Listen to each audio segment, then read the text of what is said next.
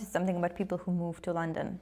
Correct me if I'm wrong, but there's a very specific type of person that ends up actually living in London, and I have evidence of it. So a few years ago, we did a documentary project where we would interview people about their stories of moving to a different country, settling in, how their life is unfolding. And we started in London, and then we interviewed people in Stockholm, in Zurich, in Amsterdam, in Berlin, in Warsaw, etc. And I remember we would come to a city, let's say Amsterdam, we would spend there a couple of days, record like 7, 8 interviews.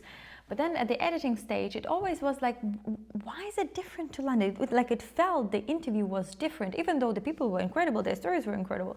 And then we figured it out.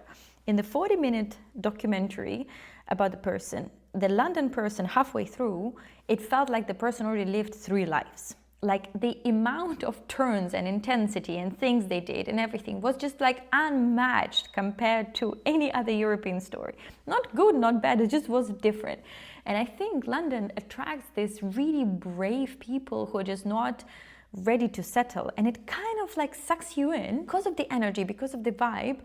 You just end up living there like a decade instead of like 2 years that you originally planned. The most incredible people I know are from London. Tell me if it's the same experience for you.